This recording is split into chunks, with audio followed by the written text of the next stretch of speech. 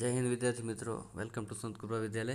ચલો આપણે આગળ જોઈએ. એક્ટિવિટી 5 એક સ્ટોરી આપેલી છે. એમાં છે ધ સીપ ઓફ ડેઝર્ટ. સીપ એટલે વહાણ. શેનું વહાણ? તો ડિઝર્ટનું. ડિઝર્ટ એટલે રણનો વહાણ. અહીંયા બે સંવાદ આપેલા છે, બરાબર, કન્વર્ઝેશનમાં. એક છે લાયન અને બીજું છે કેમલ. હવે જો પહેલું તો અહીંયા જે ટપકા ટપકા રેખા છે એને આપણે જોડી નાખવાનું છે. ખ્યાલ આવ્યો? એટલે ચિત્ર પૂરું થઈ જાય. ચાલો હવે જોઈએ. લાયન કહે છે રોરિંગ. રોરિંગ એટલે લાયન ગર્જના કરે ને એને કહેવાય રોર. Who are you? તું કોણ છે? તો કેમલ કહે છે કે looking down at the lion. Camel શું કહે છે? નીચે તરફ જોઈને. કારણ કે કેમલ કેવો હોય? સિંહથી ઊંચો હોય. I am the ship of desert. હું રણનો વહાણ છું. Who are you? તું કોણ છે?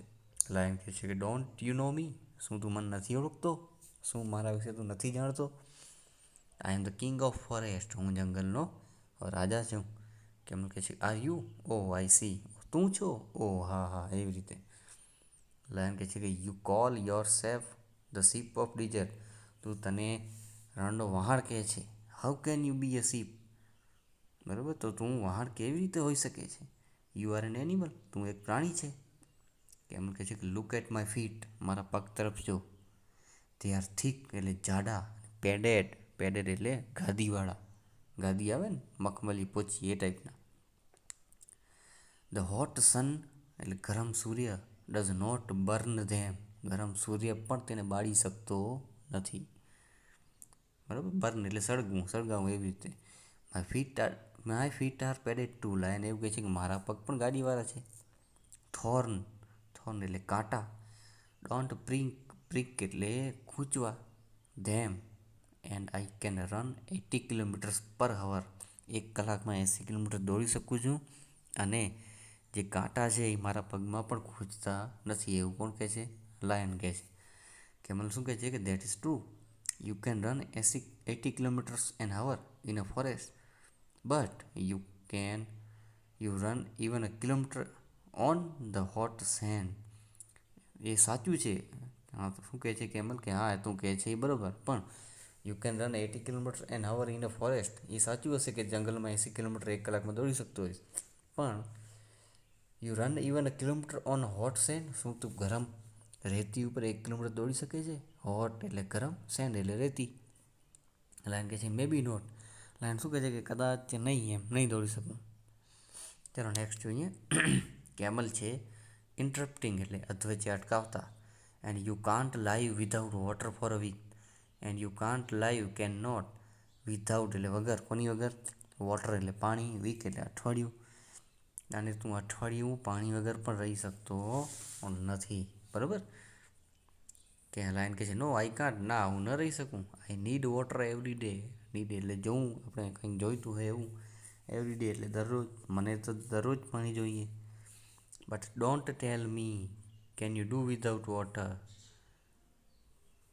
Can you do without water, પણ શું તું પાણી વગર રહી શકે છે?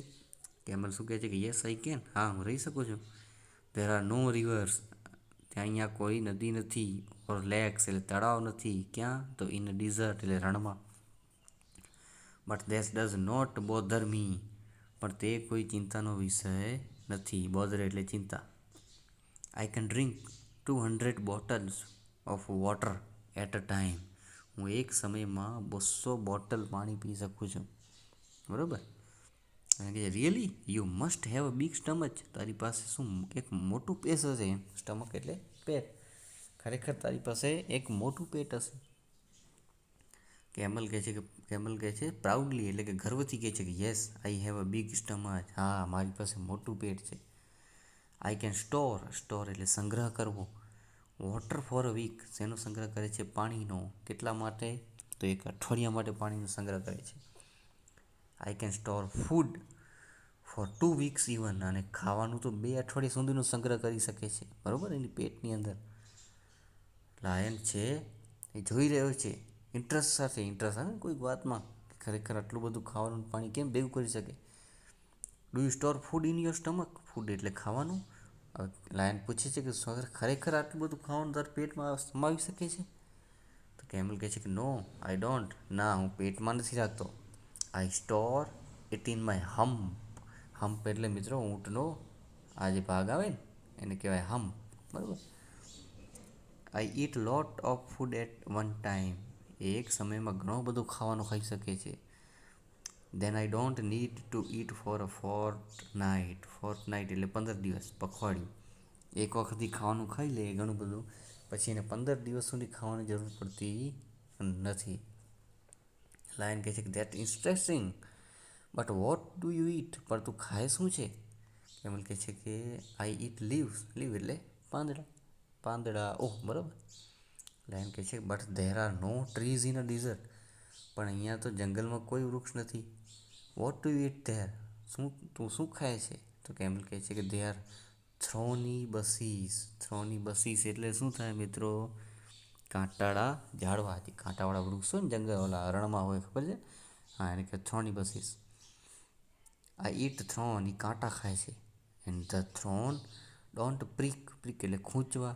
My thick tongue. થીક એટલે જાડી, ટંગ એટલે જીભ. અને જે કાંટા હોય છે એ મારી જાડી જીભમાં ખૂંચતા પણ નથી. કારણ કે છે હાઉ વન્ડરફુલ. બરાબર.